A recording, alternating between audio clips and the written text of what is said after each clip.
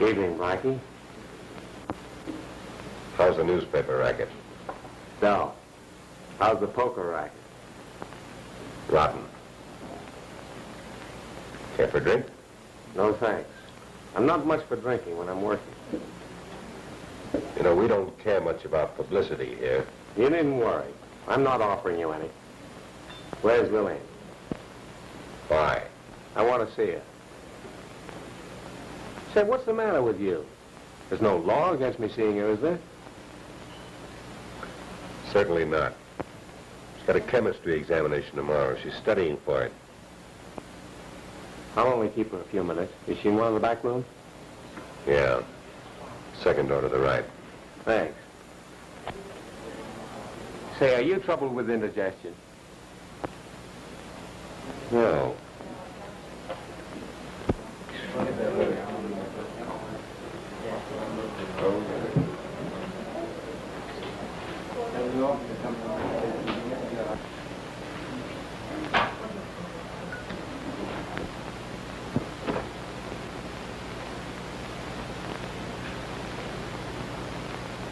Hello, Bill. Come in. How's my little sweetheart? I don't know. Have you got one? You bet. One of the best. And she's looking very beautiful. Say, Lillian, what's the matter with Blackie? Why? I don't know. He acted very hostile when I told him I wanted to see you. Perhaps it's your imagination. Listen, Precious. I'm doping up a story about college girls working their way through school. I found one who sells magazines. And I was thinking I'd like to use Miss Lillian Vaughn, who's working her way through college by singing in a nightclub. Sorry, Bill, it's out. Why? Well, for one thing, I have a lot of friends at college. Some of them know I sing here, and some of them don't. Well, I won't mention the Lido. But you'll have to mention my name. Oh, I'd have to do that. And I'd have to have a picture. You take a blame sweet picture, you know that. Flattery won't get you anywhere, Bill. I'd rather you wouldn't say anything about it. Listen, sweet. Is anything wrong? Why, of course not, Bill. I don't believe you. You talk too fast, lady. Has Blackie been annoying you? Blackie's one of my very best friends. Oh, you might pick better. He's nothing but a tin-horn gambler. I told you he was one of my best friends, didn't I? I'm sorry. Wish there was something I could do for you. You can. Drive me over to the campus. All right. I'll get my hat and coat. Meet me outside.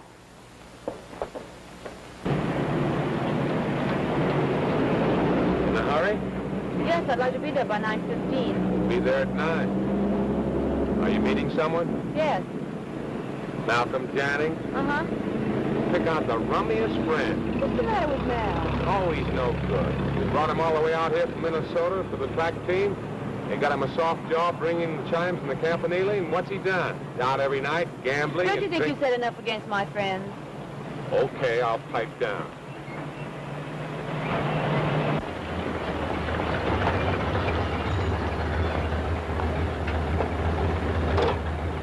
Sorry I could drive you over the campanile, but you know the campus gates are closed after 9 o'clock. Want me to wait for you here, Charlie? No. Foolish question. Well, I'm going over to the daily office for a little while. Listen, I'll be glad to drive you back to Lido if you want. No, I won't bother you anymore. I'll sit here until about 9:15 and then I'll walk over. Well, you're a good girl. I'll do my best, darling.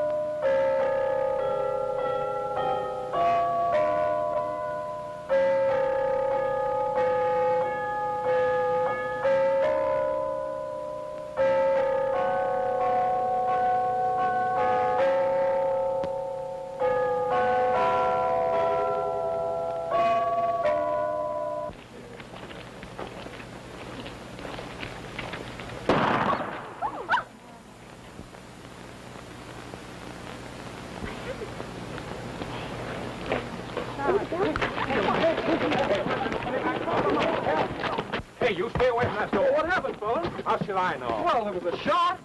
So I heard. Well, somebody ought to call the police. The police have been called. How could they? It just happened. Well, yeah, someone will call. I mean, have shot up there and don't have to...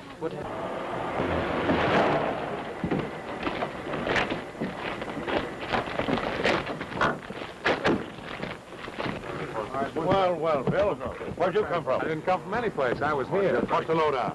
Well, the chime stopped ringing all of a sudden. There was a silence and then a shot. From the tower? Yes. You were right here. Not 20 feet away. And no one came down? Not a soul. The elevator stopped running at 8 o'clock, and this door here to the stairs hasn't been opened. Meggs, run over to the office superintendent and get the key. Right. You're sure no one came down? Absolutely. Whoever's up there must still be there. There's no other way down. Anyone know who plays the chimes? Yeah, a fellow by the name of Malcolm Jennings. You know, the sprinter. Oh, heard of him. Not much good, was he? He couldn't run an errand. Wait a minute, Ed. I'll be right back. All right, now, boys, kids around it. Listen, Sweet, what do you know about this? Not a thing, Bill. What'd you do when I left you? I stayed in the car for about 5 minutes, and then I started to walk over here. Did you hear that shot? Of course I did. Any suspicions? No. Could I go up with the police? Oh, you're crazy, girl. I'm not. I want to go. If anything has happened to Mel, I don't know what I'll do. You think a lot of that guy, don't you? Now, listen, if you've got any brains in that pretty little head of yours, you'll stay out of this. It's a police case, and you don't want to get mixed up in it, do you? Of course I don't, but... Never mind, no buts about it. You stay out. Well, here comes Meggs with the keys. I'm going up with him. Now, stay right here. I'll be right back. Here. Okay. One second. All right. Meggs, you and Alan stay here and keep the crowd back. Don't let anybody in or out. Get it? Yes, sir. All right, come on, Lorimer. Bill, if you want to, come on. Oh, come on. Stand right. Back there. Go in. They won't understand. Oh, give us a right back. You're not slipping. Come on now. Cut it out. Cut it out.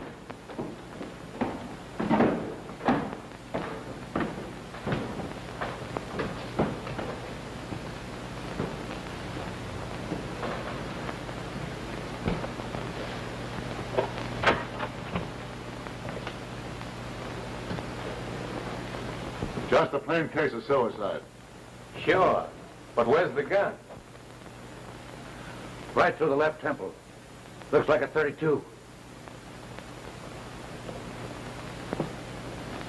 Say, you ever see him play baseball or tennis? Oh, I get you. He was right-handed.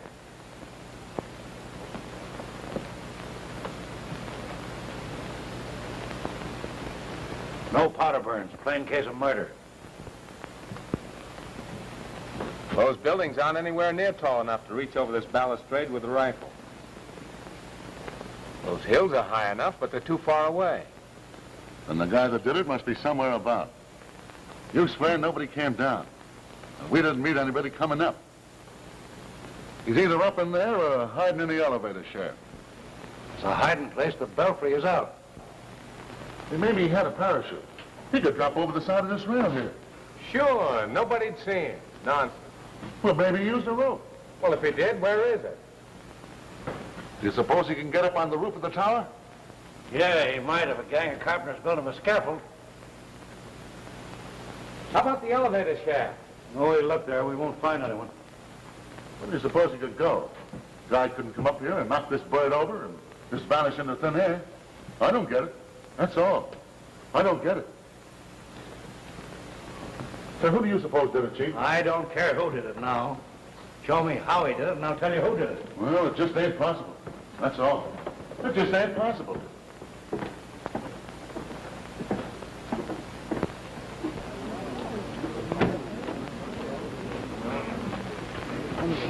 Captain. Well, this man here runs the elevator. He lives near here. He heard the shot and he came right over. You take Jennings up on top tonight? No, sir. I make my last trip at 8 o'clock. He always walks. Who'd you take up on your last trip? 2 ladies and a man. Hey, Bill, give us the load on, will you? Yeah, Ask Lorimer. He's got all the dope. Mr. Lawrence, give us the dope on it. Bad news, Lily. He's dead? Yeah, shot through the temple. Who killed him, Bill? All I know is he was murdered. Whoever did it got away. Got away? Why, that's impossible. Nobody left there after the shot. Here, Lillian. You know more about this than you're passing out. What makes you say that?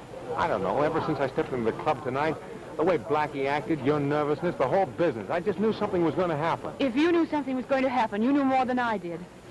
Pretty cool, aren't you? Is there any reason why I shouldn't be? All right. Let it go at that.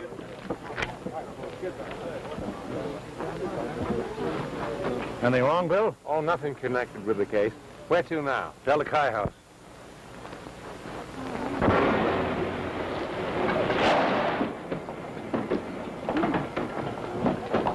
Which one of you fellows in charge? Well?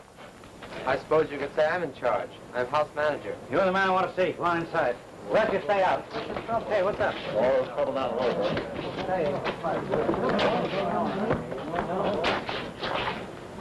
You hear anything about what happened to Campanelli tonight? Yes. One of the brothers called up. Who killed him, Captain? I'm not offering an opinion yet.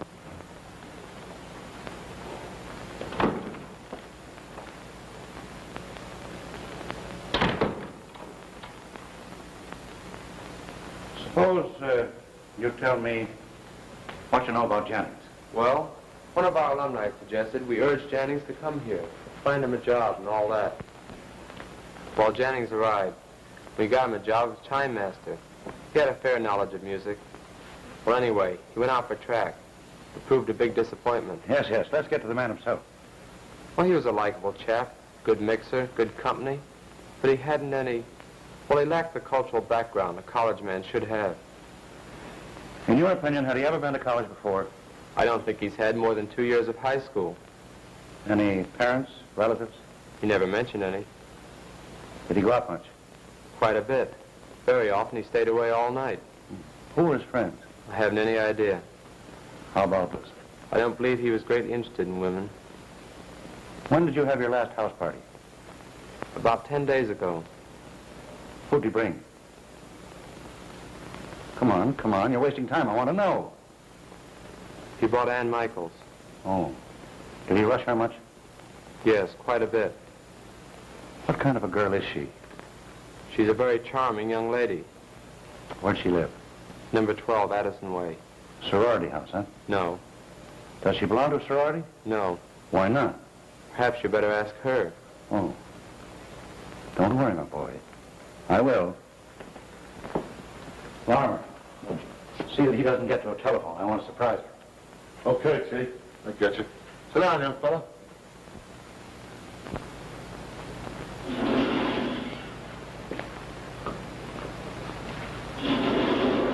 Say, what did you think about this fellow Wilson? I gathered he hated Mal Jennings worse than poison, for one thing. He had a crush on Ann Michaels for another. That enough? Plenty. Miss Michaels, I'm Captain Kine of the police department. This is Mr. Bartlett of the Times-Star. How do you do? I'd like to talk to you a minute. Please come in.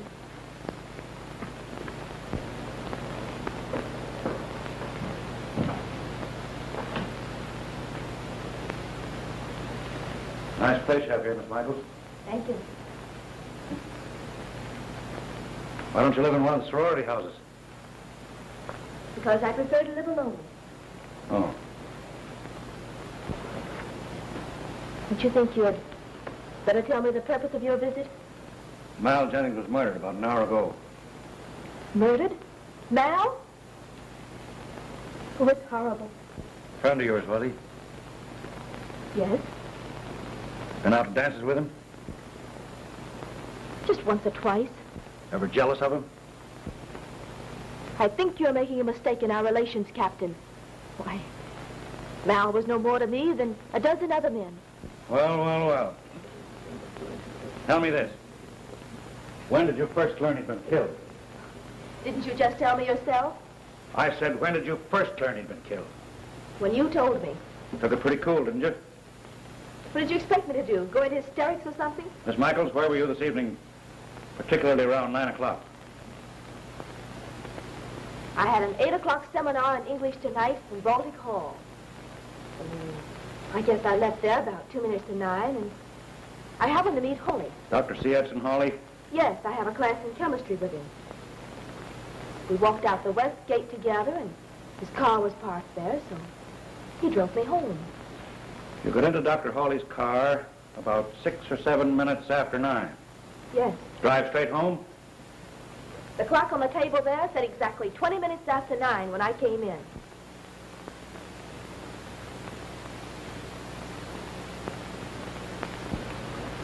Clock keeps pretty good time. Did Dr. Hawley come up to your apartment with you? Certainly not. How long to talk out front? Oh, I merely thanked him and came upstairs. Of course, you realize, Miss Michaels, that if you know anything, now is the time to spill it. I told you, Captain, I know nothing.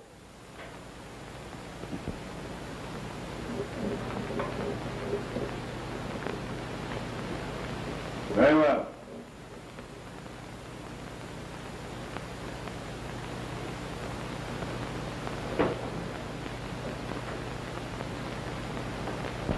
Don't tell me she don't know something. And how do you figure that swell apartment? Well, maybe she has money. There's no law against it. And that meeting with Holly. Boy, I'd love to get something on that bird. Say, I forgot my hat. Wait for me in the car, will you? Sure. I'm going over to the faculty club. You want to trail along? Oh, I'll only be a minute. Oh, I'm sorry to bother you. I left my hat. I'll get it for you. I said I'd get it for you. I'll get it myself. Do you realize you forced your way into my apartment? I'll call it what you want. Well, it didn't take you long to get here, did it? I wish you'd mind your own business, Bill. Perhaps this is my business. You've no right to drag me into this mess. You're already in it, Lillian. That's not true, Bill. And I'm wrong. Wouldn't be the first time. Anyway, I want to see you later. Where'll you be? Oh, I may be home, or I may be at the club. You can look for me. All right. I'll find you.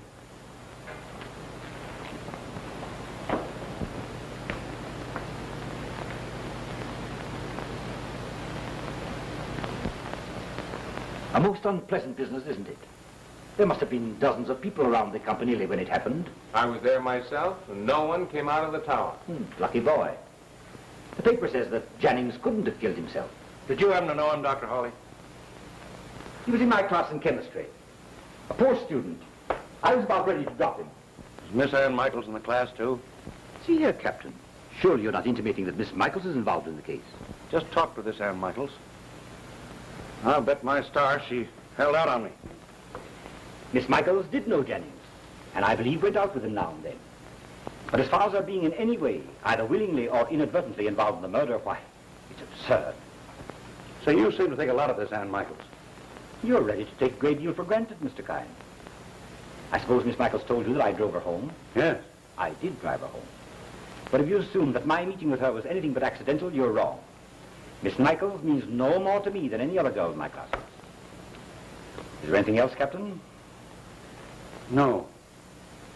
I just want to know where she was when Jennings was shot. We drove to her home slowly. I dare say any number of witnesses could be found who saw us. That's not necessary. Not now, anyhow.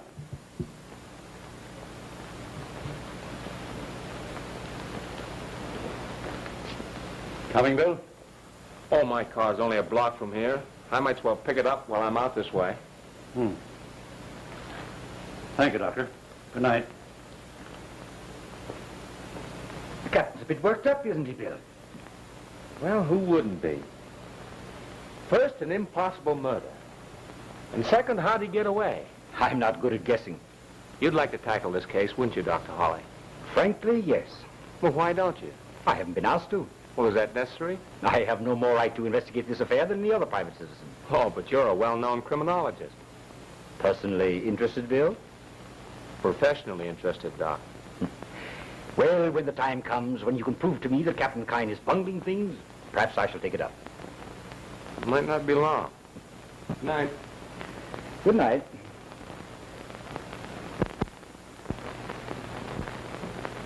Hello, Lillian. Well, won't you come in, Bill? I'm sorry to bust in on you like this, but I didn't know how you were going to receive me. You know I'm not in the habit of having gentlemen come into my apartment at this hour of the night. Oh, sure, I know that. By all means, darling, make yourself comfortable. Thanks. Listen, kid. You know you can trust me, don't you? I think so. You know you can. You know I'm all for you, too, don't you? Yes. Come here. I'm crazy about you.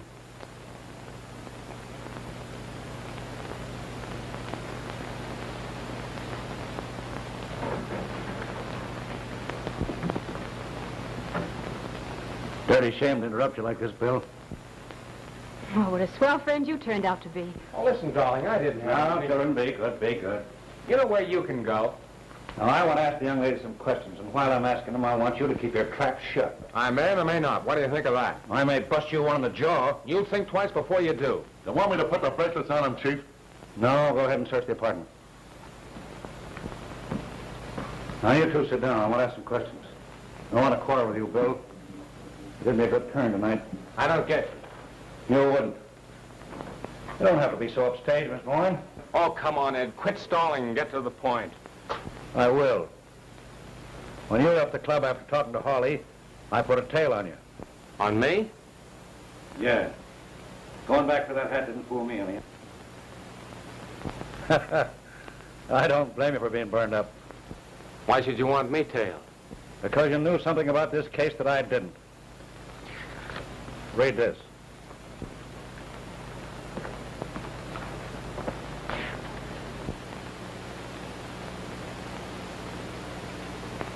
Found it in Janning's pocket a while ago. I suppose you've decided who wrote it. When I found that note, I hadn't the slightest idea who Lillian was. But when you visited here, I put 2 and 2 together, and nice reasoning for a flatfoot, eh, Bill? Beautiful, kind, beautiful. But how do you know this Lillian's the one that wrote that note?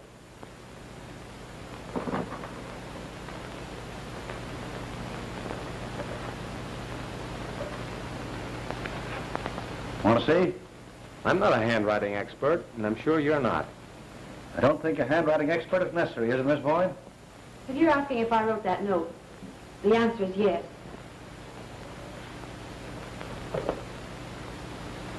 Now, want to sit down and talk to me a while?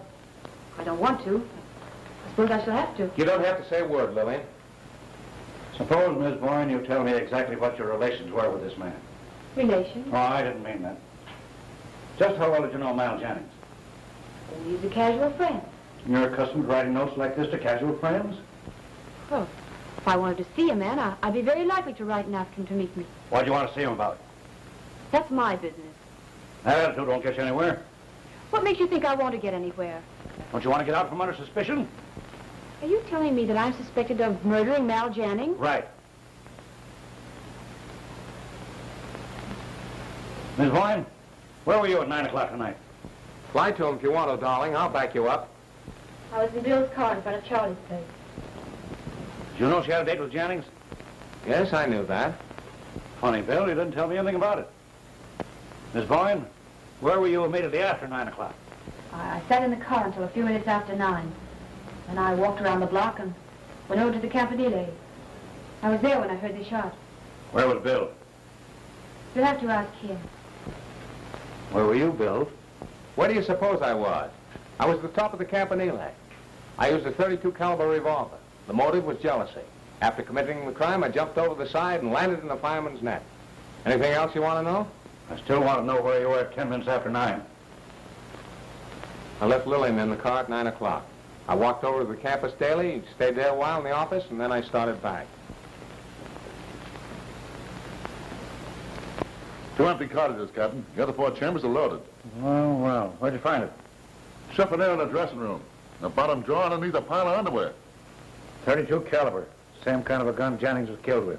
You don't know that gun was the one that killed Jennings? No, we'll find out. As soon as a bullet fired from this gun is compared with one taken from the body. Miss Boyne, is this your gun? Yes. When did you fire it last? I've never fired it. That gun was given to me. I put it in my drawer and I never touched it again. Was it fully loaded when it was given to you? I have every reason to believe that it was. Who gave it to you? My father. Why? My home's in Nevada. My father, a rancher, was a bit worried about my being alone here without any protection. That was his idea of protection. I don't even know how to fire it. You say you were brought up on a ranch? Yes. And you never even learned how to fire a 6-shooter? No. I've never learned anything about any kind of a gun. Well, that'll be about all for tonight. Let me warn you. Don't try and leave the city.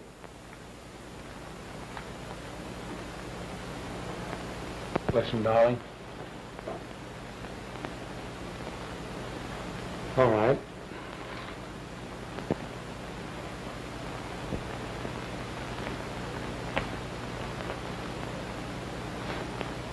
feelers on it, Bill? No.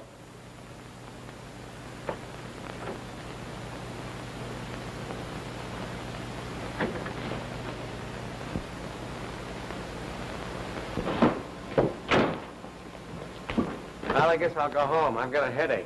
If you went home an hour ago, you wouldn't have a headache. I'll go jump in the lake. I'll see you in the morning. All right.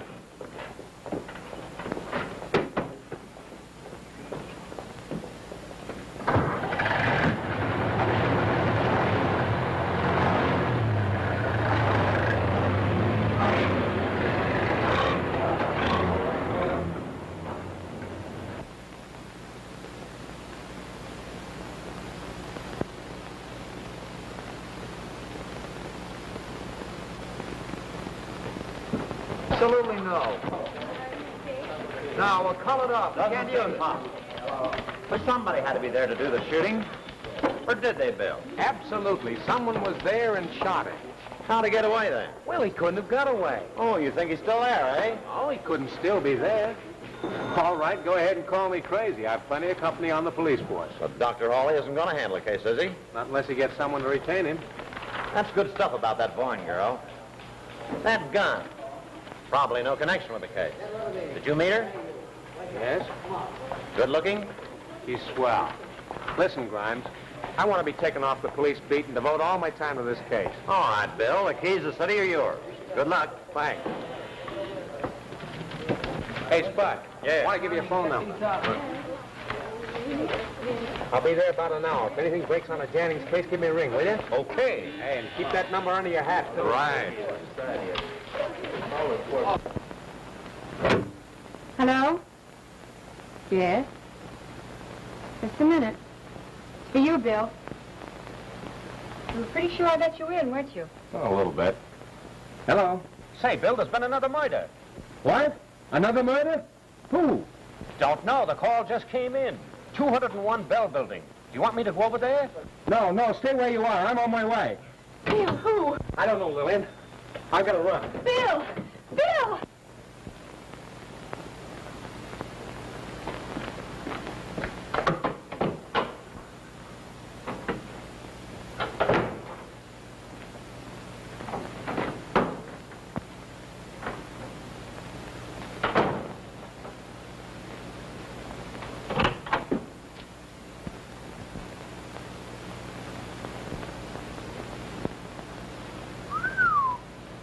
I suppose you are from the police?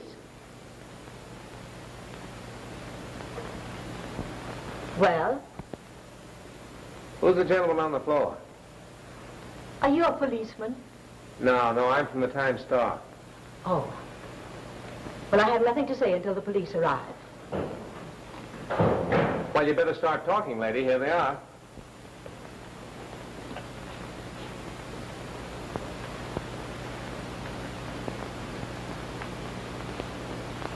I suppose you haven't been strolling by this time, huh? Something like that. You're too smart. Well, I was only 4 blocks from here when Spud gave me the call. Is it my fault I got here ahead of you? Who is he? Mr. James Smythe. And who are you? Miss Hilda Lunn, secretary to Mr. Smythe and Mr. Brock. Suppose you tell us all about it. Well, I opened the office as usual, then I came in here. I came upon the body of Mr. Smythe. I knew at once he was dead.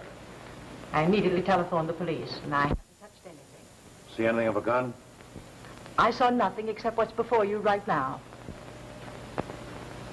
Not suicide. Looks to me like he was shot with a .32, same as the other fella. Bullet went in the left temple and came out behind the right ear. Hey, Chief.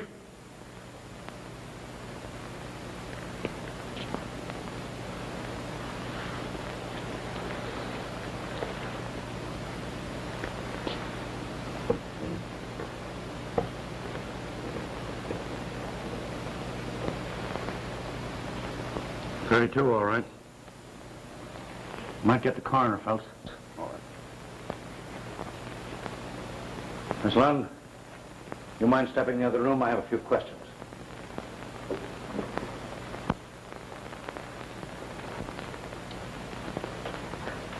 Miss Lund, You any idea who killed your employer? Yes. Who? Why, a gambler named Blackie Atwater. Lorimer? Find out when Smith's seen alive. Get the elevator operator, scrub woman, the tenants on this floor, clerks in the candy shop on the ground floor. Get all the information you can. Say, Chief, about this Atwater, I know that bird. He hangs out at the Lido where I can... Never mind, do as I told you. Yes, sir.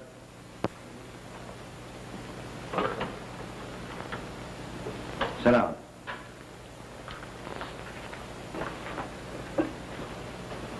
Now, Miss Lund, perhaps you can tell me why you suspect this man Atwater of killing Mr. Smythe. I heard him threaten to kill him if he didn't, Well, that was all that I heard. What was all that you heard? Just what I told you. The office day before yesterday, and he was very angry when I told him Mr. Smythe was busy. Snapped at me in the most ungentlemanly way. Snap at you, huh? Yes. Anyway, when Mr. Smythe was free, this Atwater, he went in, and I went to the door and listened. Yes? I heard him say, "Why, you dirty." I can't repeat what I heard. It isn't necessary. What are they quarreling about?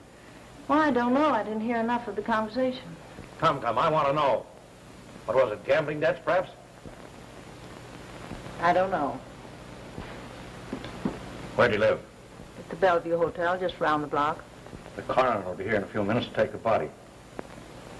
You better look through your files and let me know if anything is missing. Oh, yes. Where is his partner, Mr. Brock? Mr. Smythe received a telegram from Mr. Brock yesterday morning, saying that he'd be in this morning on the Statesman, and he'd like to have a car at the station to meet him.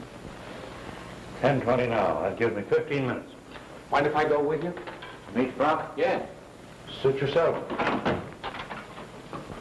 Ed. Huh. How much do you think she held out on you? Plenty.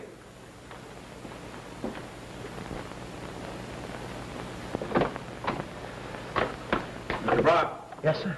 Keep yourself away from me found. I may want to ask you some more questions. Yes, sir.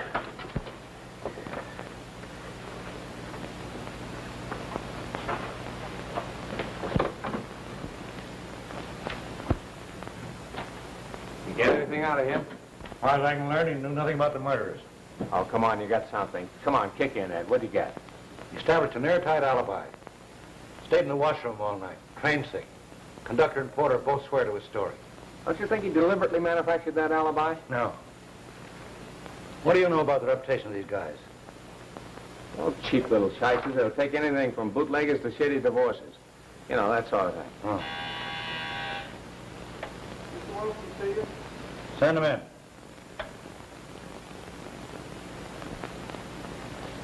Come in, Wilson. Captain, I believe I've learned something you'd like to know.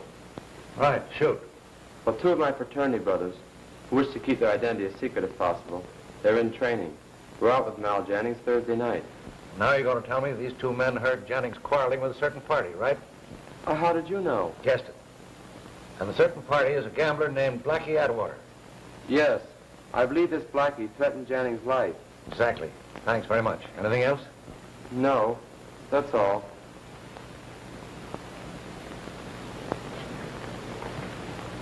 Are you going to pick up that water? I've already given the order. And for publication? For obvious reasons, keep it to yourself, will you? Hey, Chief, I just been over talking to the night clerk over Smythe's hotel. He tells me that Smythe received a phone call about 10 minutes to 12. And the clerk had nothing to do, and he sort of listened in well. What'd he hear? Well, he heard a party ask Smythe to come over his office right away. Said they couldn't wait until morning. Did the party that called give any name? Said it was a woman. And her name was Lillian Vaughn. Well, well. Did Smythe leave right away? Well, he left a few minutes after 12. Oh, the coroner sent that over. Said they took it out of Jannings. J for Jannings, huh? Yeah. S for Smythe and V for Boyne. Shot this one into a bucket of sand out of the gun we found in her apartment. See here, Ed, you're all wrong. That call came from Smythe around 12 o'clock. And at 12 exactly, I was walking up the steps to Lillian's apartment. And I stayed there until you two guys came busting in. Sure you haven't set your watch since last night? What I've just told you, I'd swear to on any witness stand. Don't doubt your word, Bill. But that gun... That gun was in her apartment from 12 until you took it away with you. And Smythe couldn't kill that gun? Absolutely impossible. All right, Bill. We'll see. Wait till we photograph these slugs. Come in. Hey, Bill, the office wants you on the phone. Thanks. Mind if I use your phone, Ed? Go ahead. No. Listen, I got him on the booth out here. Better take it in the boat, Bill.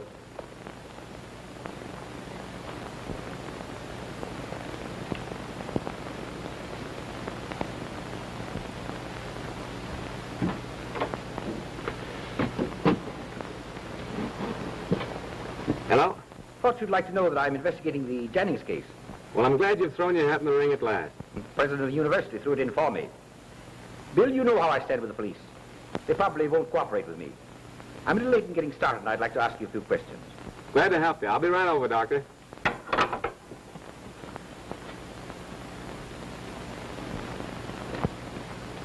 What kind long ago?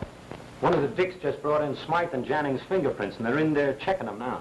Kine's got a hunch that one of them may be an ex-con or something. Listen, Spot. Did you see Kine take anything out of that top drawer? He never even touched it. Bill, you can't do that. No? Watch me. Oh, gee, Bill, Captain Kine will freeze you for this. Where did you get those bullets? Stolen. Stolen? You must be crazy. Those bullets are evidence. The most important kind. If you get caught, it might mean a term in prison. Yeah, I know that. But I had to find out if they were all fired from the same gun. We'll know that just as soon as I can check the rifling. The old man's wild. Say, what are you going to do about it? Does he know who got him? Well, he has suspicions, and he's not a bit backward about voicing them either. Well, there's nothing to do but beard the lion and his well-known death. Come on, give me moral support, will you? Not me, fella. Spot, tell the boys I died fighting. I'll tell him you died talking. Oh, it's you, huh? In the flesh, not a picture. Anything new, Ed? Yeah, in about 2 minutes, there's going to be a new murder. Oh, maybe I'd better phone the office. That's enough kidding. Where are those slugs? What slugs? You know what slugs. Where are they? Well, the last time I saw them, you put them in the top drawer.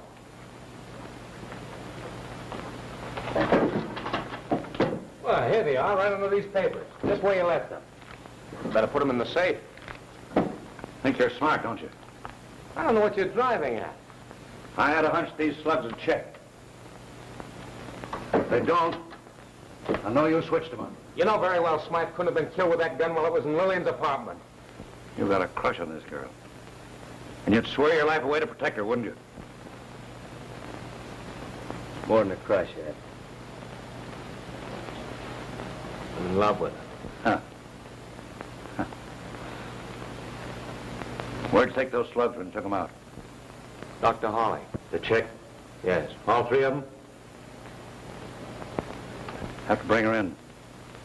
Sorry, Bill. You're taking this pretty much to heart, Bill. Who wouldn't? Don't jump at conclusions. The girl probably had nothing to do with the actual killing. Certainly she had nothing to do with the actual killing. She's mixed up in it, Bill. Oh, what's the use? There's nothing logical about the whole case. Not much, I'll admit. And you'll have a sweet time getting a conviction without more evidence than you've got now. Let me tell you something. I'll have a lot more evidence than I've got now before I even try for an indictment. You'll need it. Have to excuse me now, Bill. I've got some work to do. Where are you going? See Lillian Boyne? If she's home, I'm going to see her. Better tell her not to take a run-out powder. She wouldn't, even if I asked her to.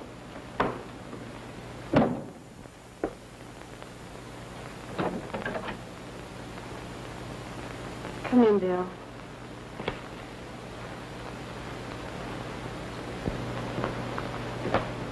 Hello.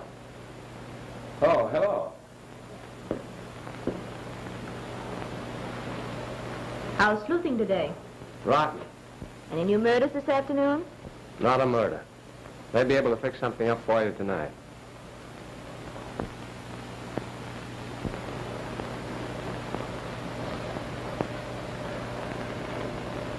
Anything new, Bill? Yes, several things. Dr. Hawley started an investigation. Anything else? Yes. That gun. Mine, you mean? Mm-hmm. What about it? It was used to kill both Jennings and Smythe. Well, how do they know? They compared a bullet from your gun with the others. There must be some mistake. No, no mistake possible. The grooves on the slug's checked. Want some more? Yes, go on. The police are looking for Blackie Atwater. No. They can't. Why not? Not Black. Be quiet, Ann. Why not, Blackie? That's enough, Bill. What do you mean that's enough? If I want to ask her questions, that's my business. And don't get the idea you can stop me. What do you mean Well, by I that? will stop you. Oh, dry up, will you, Lil? I'm not taking orders from you. What's that? I guess it's someone at the door.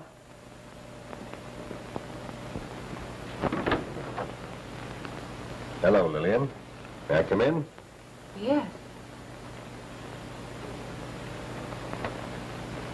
Ann, you little fool, get out of here. Go on, get out. Take a taxi. Go home and stay there.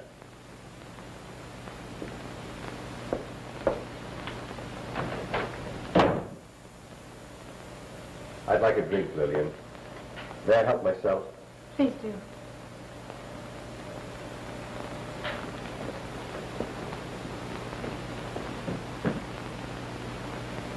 Mind if I have a look in your dressing room? Why? Well, here's the idea. I got here at midnight last night, and Smythe was killed soon afterward. Now, I want to find out if anybody planted that gun in there while I was here. Go ahead, look.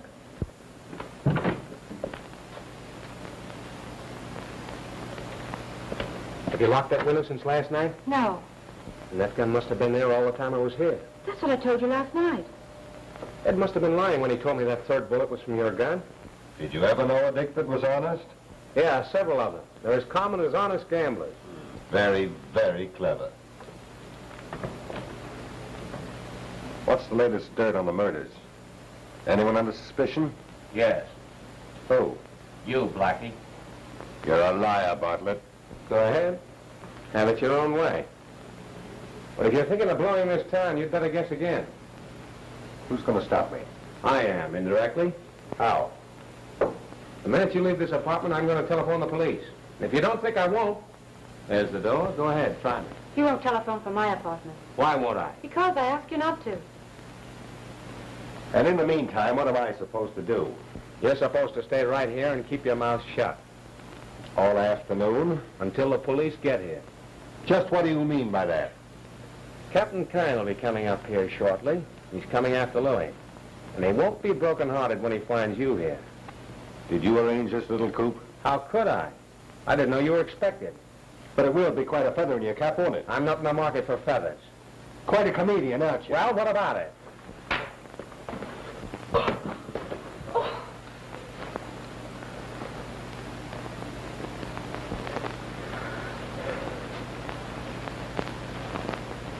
It's a 32.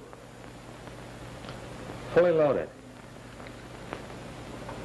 Well, you got me.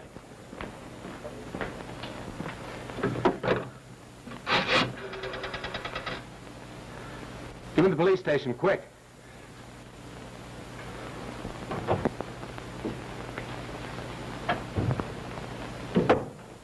Well, Bill? He tried to get me. Here's his gun. 32, huh? Take him down station, lock him up.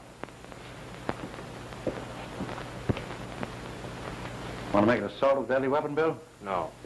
Might be easier to hold him in case some shyster tries to spring him on a writ. Well, I got him for you. If you can't hold him, that's your fault. Come on, Blackie. Come back for me. I want to ask this young lady some questions before I bring her in. All right, Chief.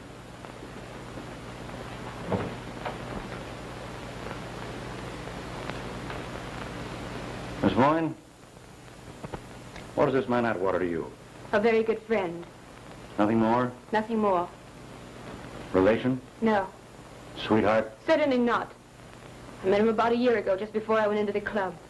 As a matter of fact, he got me my job. And Jannings? I met him about 3 months ago. In fact, you met him when he first came here to college, didn't you? Yes. He was in my chemistry class. Miss Boyne, just what kind of legal work did Smythe and Brock do for you? I never met Mr. Smythe or Mr. Brock. Sure? Quite. And yet, just before midnight, you phoned Smythe to meet you in his office, didn't you? Lillian, you don't have to answer a single question if you don't want to. Now, Miss Boyne, I don't want to put you in jail.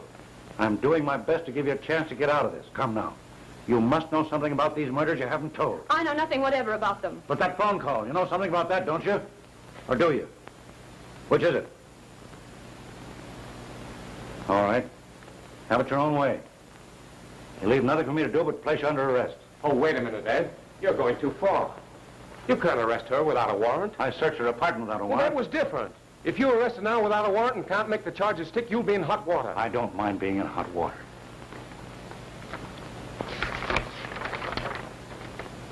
Murder? You've charged her with murder? Yes. Sure. Sure, you cops have to do something to save your face. So you pick on an innocent girl. Innocent? Why, she had no more to do with those murders than you did. I'm not so sure of that. All right. Go ahead. Drag her off to jail. Hold her without bail and see how much good it'll do you. I'll have her out before night.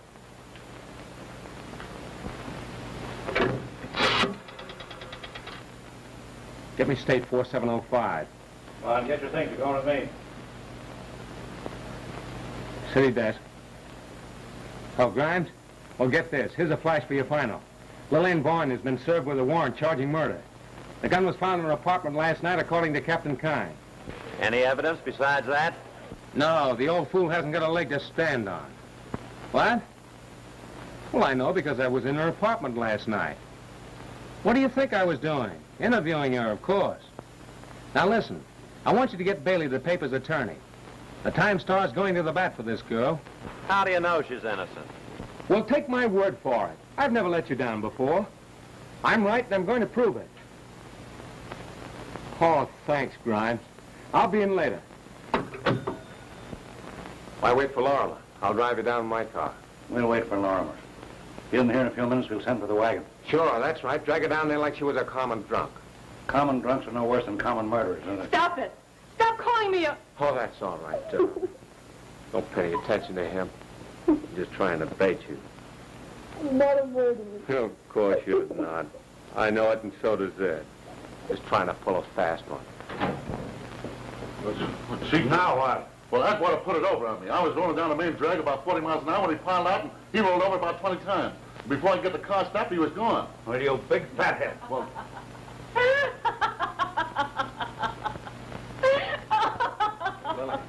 Lily. Hello, Doctor. Oh, William. Glad you came. I just identified some lint. Lint? Yes, from the bottom of Jennings' trousers. Did you ever notice the color of the rug in Brock and Smile's office? Yeah. It's a header, isn't it? Exactly. Jennings was in that office recently. What else did you find? I'm looking at some dust from the floor where Jennings was found. And I also found and photographed a woman's footprints on the Campanile stairs. Is that unusual? In this case, yes. Those stairs are swept every day. And that footprint was superimposed on one of Jennings's. This woman went up and did not come down. What about the elevator? The elevator stopped running. From this footprint and other evidence that I have found, I'm convinced that it was a woman who killed Jennings and Smythe. Find anything else? I'm not ready to make anything public just yet. Doctor, what woman do you suspect? There were only 3 women involved in the case. It was one of them.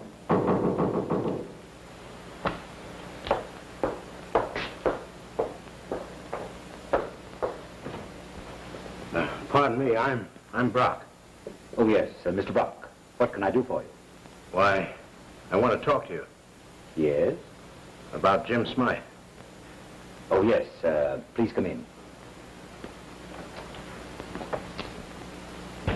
Why, I'd like to talk to you alone. Very well, come into my office. Oh, excuse me a moment, Bill.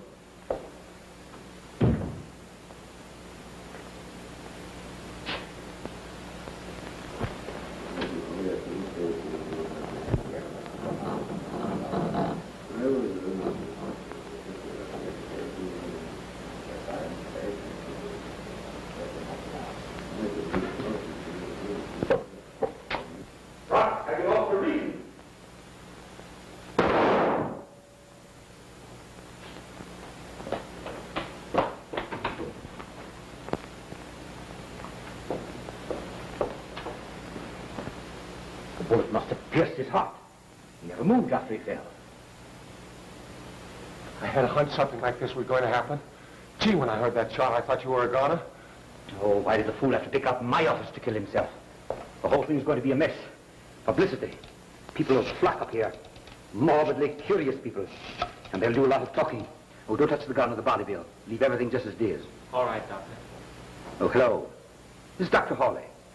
Please come immediately. Mr. Brock has just killed himself in my office. Yes, thank you. Oh, shall we go into the laboratory? I don't imagine we'll be bothered until the police get here. The building is usually deserted at this time of the day.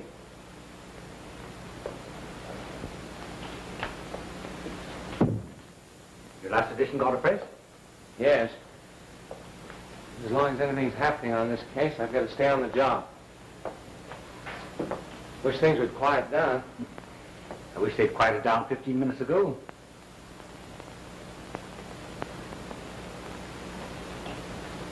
Oh.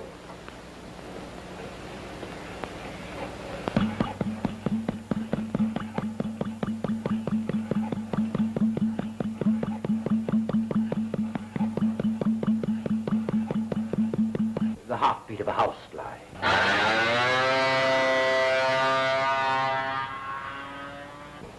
If you're away, want some more? Oh, that's plenty. Oh, I want those flat feet to hurry up.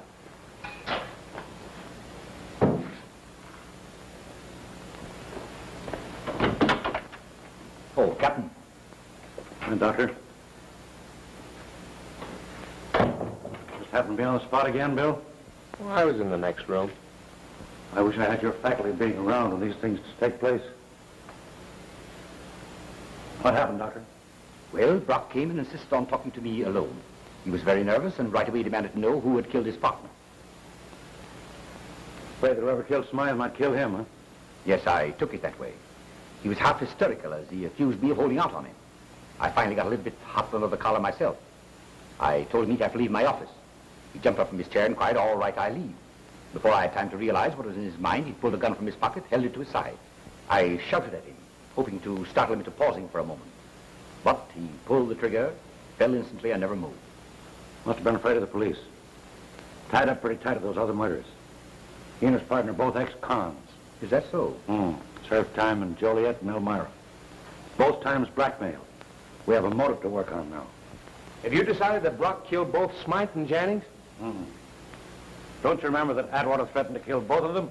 Sure, I remember that. We have the trains and roads watched. Blackie can't get out of this town. If he could get out of that campanile, he can get out of this town all right. Maybe. You're glad Blackie got away, aren't you? Yeah. Wouldn't you be if he was a friend of yours and was kind to you? I suppose I would. But I haven't forgotten he tried to shoot me. He wouldn't have done that, Bill. How do you know he would? Because he knows that I like you. Lillian, why didn't you tell me that Ann Michaels and Malcolm Jennings were married? How did you know that? Captain Kine found a wedding ring and a marriage license in her apartment. It wasn't my secret, Bill. I promised Ann I wouldn't tell anyone. Why did she want a marriage kept secret? You see, Bill, shortly after she married Mal, she realized that she'd made a mistake. She was going to have it annulled after the semester was over. Oh. Listen, Dan. You know, I might be able to help you more if you'd start in by telling me why you made that date to meet Smythe in his office last night. I didn't. You told Captain Kine you did. Oh, I just did that to protect Ann. Did she use your name and phone Smythe? Yes. Why didn't you give her own name? She tried to see Smythe several times and he wouldn't see her. What'd you want to see him about? Smythe was Mal's attorney. Why'd you write that note to Mal asking him to meet you? I wanted to see if I couldn't persuade him to be kinder to Ann. He was treating her terribly. Where does Blackie Atwater come in this? Why do you want to know that, Bill? Because I have to, Lillian. Where does Blackie Atwater come in? You want it in Judge Priestley's office.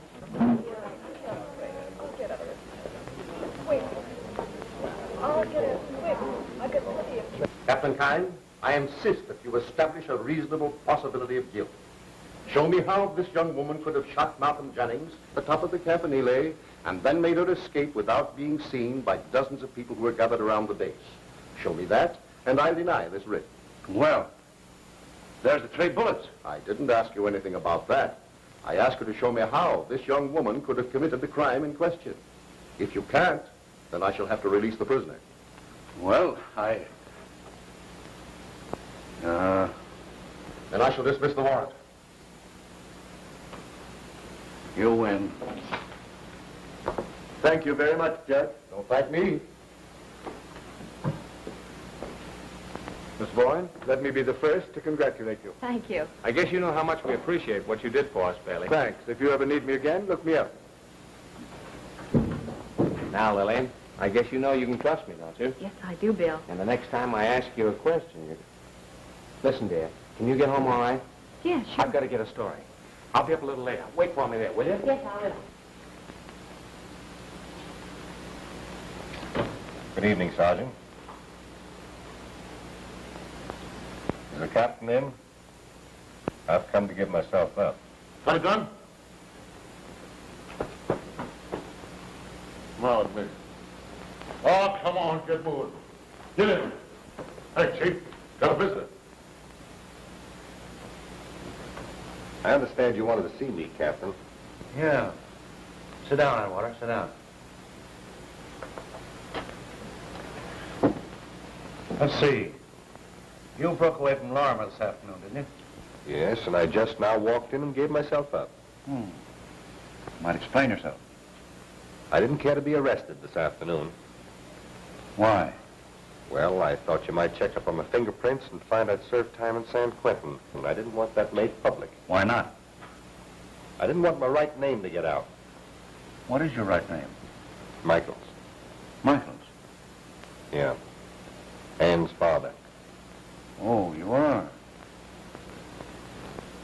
I'm to believe that to protect her name and keep her friends from finding out that her father was a convict, you risked your life by diving out of that car.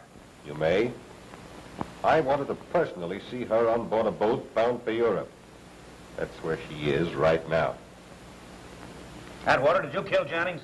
If I did, do you think I'd be in here right now? You threatened him a few days ago. What is the argument about? About the way he was treating my daughter. I had information that he was cooking up some sort of a plot to ruin her reputation. He and those 2 shysters. Is that why you threatened to kill Smythe? If I had threatened to kill him, that would have been the reason. Your daughter went around with other men, although married to Mal Jennings, I believe. She was very popular on the campus. No one knew of a marriage.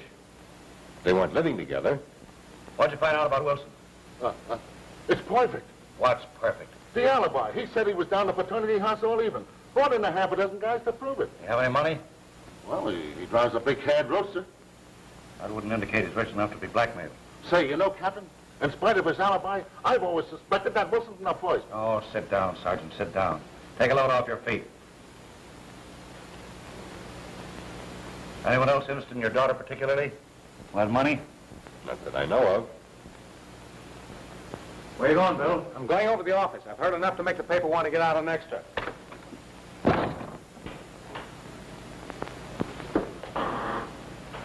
Hello, Doc. Oh, it's you, Bill. Well, what's on your mind? A whole lot of things. A whole lot of things, Doc. I wanted to talk them over with you. I'm pretty busy just now, Bill. Are you? Surely you're not too busy. What are you driving at? I'll tell you in a minute. Just sit down, Doc.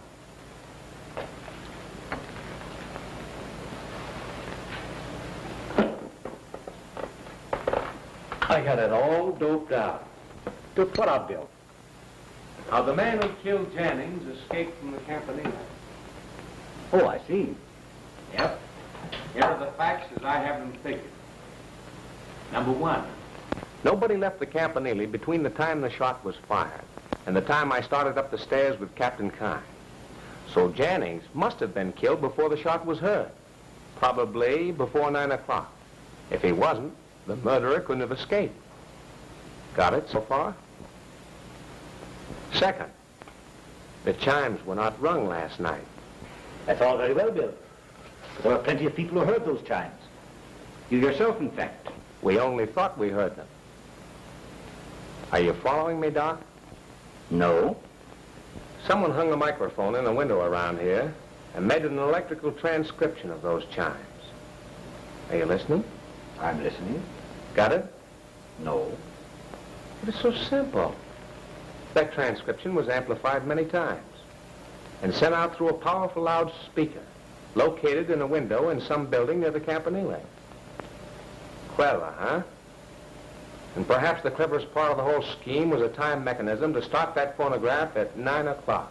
It seems to me that that shot was heard after the chimes had stopped ringing. Of course. That shot was on the electrical transcription. It was recorded in the laboratory for the purpose of establishing the time of the crime at 10 minutes after 9, when our murdering friend was known to have been driving up College Avenue with a certain popular co-ed. A very ingenious theory, Bill. But there's one thing you haven't explained. How could that improvised broadcast have been arranged by Miss Lillian Boyne? I have a good mind to let you have it. There's only one person who had the facilities and the location to arrange such a broadcast, and that person is Dr. C. Edson Hawley. There's only one thing the matter with your theory, Bill. You haven't a scrap of evidence to support it. Wait and see. There's that .45 you shot Brock with, for instance. And what about those fingerprints, Doctor? Did you have time to wipe those off? And what about the serial number? Perhaps that number has been filed off. You know, men of science have a method of bringing back serial numbers that have been filed off. Well, Bill, what's the program now? How about a little jaunt down at the City Hall? Kine, I suppose, doesn't know of your visit here? No. I doped it all out myself. And I'm going to see that my paper gets full What's that you've got in your hand? Just glance behind yourself quickly, Bill. I won't move.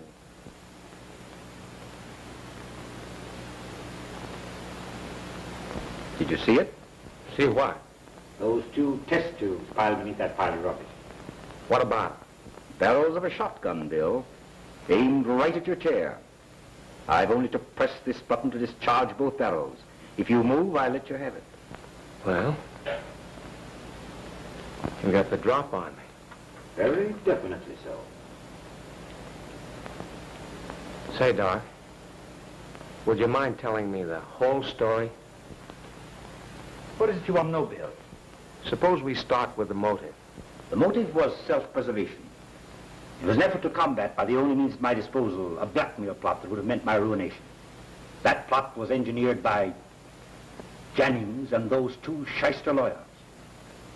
After Jennings was admitted to the university, his first move was to get acquainted with Ann Michaels. He did and finally married her. How he did that, I don't know. Perhaps she fell in love with him.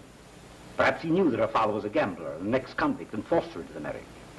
But he married her for just one purpose. He knew that I was interested in the girl, and he planned to blackmail me, knowing that I was a fairly wealthy man. It was his intention to sue for a divorce and name me as correspondent. Well, that divorce case would have never reached court. No, not as long as I paid. But I knew it was in the offing. And that's why you killed Smythe? Smythe caught me in his office while I was searching for papers of the case. I had to kill him. What about Brock? I counted on his keeping quiet, because he couldn't have aired his suspicions without incriminating himself. But Brock got panicky. He came to my office this afternoon and demanded $50,000. I whipped a gun out of my desk, shot him through the heart, and then tossed the gun down beside him. And those bullets, how did you work that? A week or so ago, I went to Lillian's apartment, stole the gun, fired 2 bullets out of it, and then returned the gun. And you used another gun to kill Jennings? Yes, a .32 with a silencer. Then I put the bullets where they were found. So you admit you were going to frame her? I was going to build up a case against her, founded on circumstantial evidence. No jury would have convicted her. Just enough of a case so she'd be convicted in the eyes of the world. Just enough evidence so that the police would lay off looking for the real murderer. Doc, you're a rat. Anything further you want to know, Bill? No, I guess that's about all. It's just as well that you have no more questions to ask. I'm tired of talking. What are you going to do now? First, I'm going to get your gun. All right. Come and get it.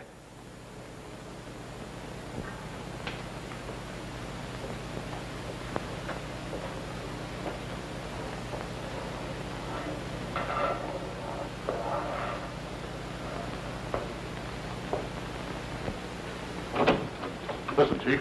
I followed Bartlett over to Doc Hawley's place. He stayed there a long time. And all of a sudden, Hawley comes running out with a sort of a crazy expression on his face. He stopped dead when he seen me and tried to pass it off by saying something about it being a nice night. Well, Bill ain't come out of there yet, and the doors are locked up for the night. Call the riot squad. Get the dead wagon. No, better make it the ambulance. Okay. All right, come on.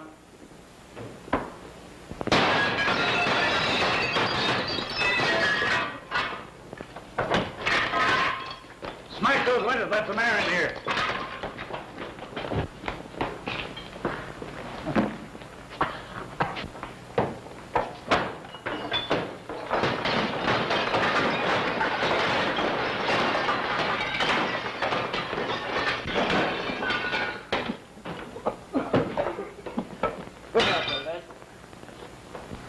Well, you're alive and kicking. Boy, you gave me a scare that time. You don't know what it is. It is to be scared. That crazy guy started a firing at some stuff. Yeah, I know. Gas like they used in the war. Come on. Now, take it easy. You're all in. Go get a stretcher. Yes? I don't want to stretch Ed. I'm all right. I'll be able to walk around in a minute. Hostile, ain't he, Chief? Yeah, hard to lick. But he'll go in the ambulance just the same. You won't get me in any ambulance. You may think you're all right, but it's the after effects we got to look out for. See, come on, boys. Get him by the feet and shoulders. Take him out in the front here. I'm all right. Take him out. I'm all right. Wait a minute. Never mind. Come on. How'd you be up in that chemistry building?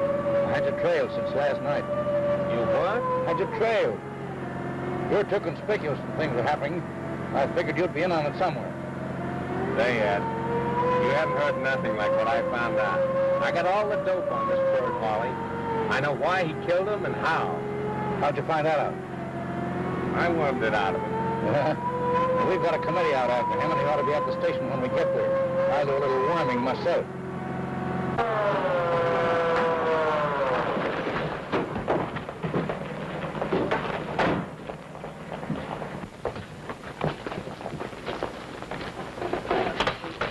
Thanks for the ride, boys. My girl lives down the block, and I'd like to see her. You big fathead. Hey, tell me how he rang those chimes. Take a look at the morning paper, Ed.